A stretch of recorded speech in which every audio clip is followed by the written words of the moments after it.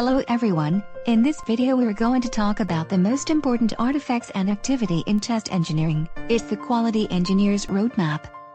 It helps us in finding critical bugs, also it gives us an indicator about the quality level of our application under test. So without any delay, let's go ahead and start our class.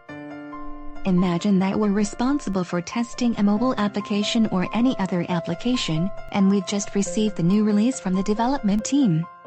Surprisingly, we have a lot of changes and many new functions need to be tested and verified. On the other hand, we're in a very short time. Definitely, in such a scenario, we will ask ourselves many questions such as: in this release, which function do we need to test first? What sort of data do we need to enter in each function? What sort of preparation we have to do on the test environments or before starting our test? Which testing types do we need to execute? And many other questions will be blowing up in our minds. Simply, what we need in such situation is an organized roadmap to guide us throughout our testing journey. We need well-defined test cases to start executing them during our testing phase.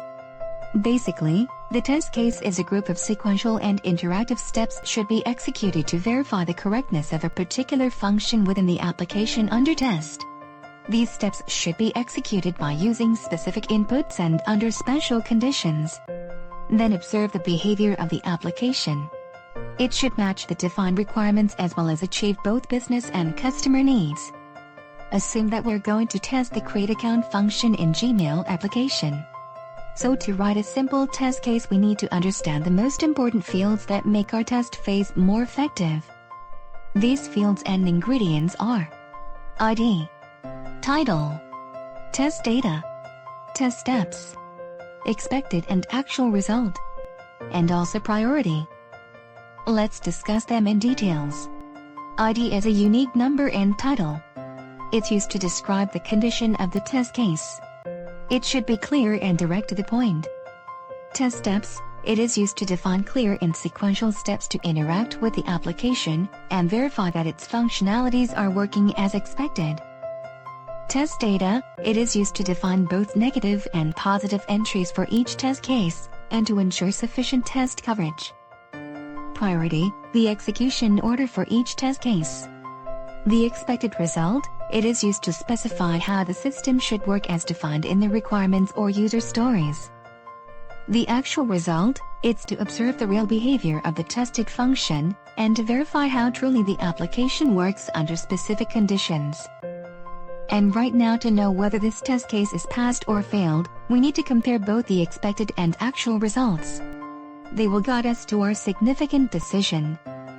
The expected result is the normal behavior for the application which has been defined in the requirements or user stories. But the actual result is the real output of executing the test case. In practice, if the actual result matches the expected result exactly, so this means that the test case is passed successfully. But if the actual result doesn't match the expected result, it means the test case is failed. Failed means there is a bug that should be analyzed, then reported with its details and screenshot. Right now let's discuss the primary goals of test cases. 1. Improve application's quality. 2. Make testing phase more effective. 3. Ensure a good test coverage. Let's discuss each one. Improve application's quality. Check and verify that the application's functionalities are working as expected with specific data and under given conditions. Designing our test cases will guide us more in executing different kinds of testing types and preparing our test environment properly. Also, when we execute and manage our test cases professionally, we'll be able to handle the application side effects. Number 2 is make testing phase more effective. Well-defined and designed test cases will absolutely make the testing phase more effective and fruitful. We can achieve test effectiveness if we keep some potential points in our minds, such as avoid writing compound or complicated test cases, and try to build a sufficient relationship between them. Prioritize the test cases, and start executing the most critical ones, so we can catch the severe bugs first. Design your test cases after approving the requirements, not before that. 3. Ensure a good test coverage. I mean by test coverage is to focus on the quality of test cases, not the quantity of them. Let's go and discuss it with our team. Over centuries, quality defeats quantity, so we don't need to write a huge number of test cases. But we have to consciously write test cases that matters and give you an added value. We need to ask ourselves, do our test cases cover as many critical functions and paths as possible? Do our test cases consider both negative and positive test data? Do our test cases break down and double-check the most risky areas within the application? Do our test cases check real case scenarios and the customer's behavior? Such questions will turn our thinking and testing skills upside down, and from our experience, we believe if we stop writing test cases and start designing them, absolutely we'll achieve the high test coverage as well as better software quality.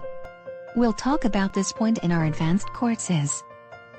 Test cases are powerful artifacts. They are beneficial not only to quality engineers but also to their colleagues, workmates and project stakeholders.